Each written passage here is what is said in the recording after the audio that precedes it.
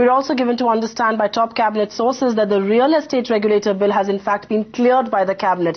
Remember, this bill would have entailed stringent regulation to a largely unregulated real estate sector. That has been cleared. There was speculation that it may have been referred and deferred to GOM, that's a group of ministers. That's not happening. Let me quickly ask your views on the real estate regulator, something that seeks to at least regulate the largely unregulated sector. What's your view? Do you think the timing is right, and do you think there will be some relief for the consumer as this happens? There can be something achieved by it. The truth is there is so much complete criminality in the sector. I mean, apart from a regulator, why are a large number of people not in jail? I mean, if there is an approval for building 10 stories, somebody will build 12 stories. Nothing seems to happen. If there is a rule saying that, there has to be a basement for parking, the parking will be converted into shops for selling. So I said, there is massive criminality in the center in the outcomes. There is criminality partly in the financing. The amount of corruption that goes on in getting various clearances is legendary. So I said, the real estate and this sector is a very, very messy sector. And a regulator may be able to do a small number of the things that are required.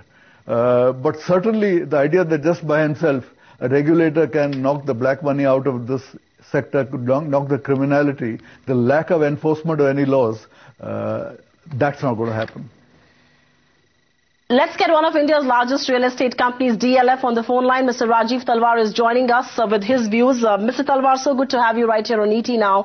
This was in the making for a very long time. I'm going to go across to my colleague Gauri Dwivedi, who will be joining us shortly with more details. But prima facie, what's your first instance of a regulator? Yours is a largely unregulated sector. They're getting in a regulator.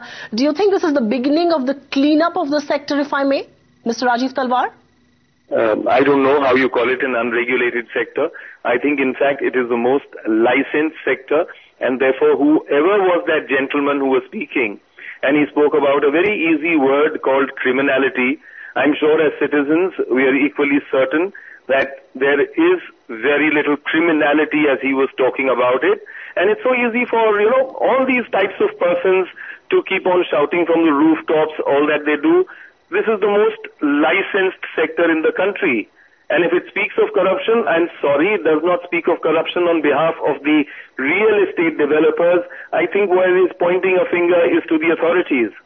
And if you can't clean up the authorities, okay, go ahead, have a regulator. And we'll have to see the provisions of the bill before one can react to it.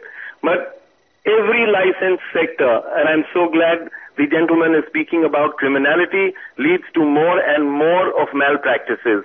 It is competition which decreases any kind of malpractices, and therefore, whether it is the automobile sector, whether it is the telecom sector, I think we need, or the information technology sector, I think we need to let market forces and competition take control. Yes, if they can regulate in an open market, and with open competition, it would be so much better.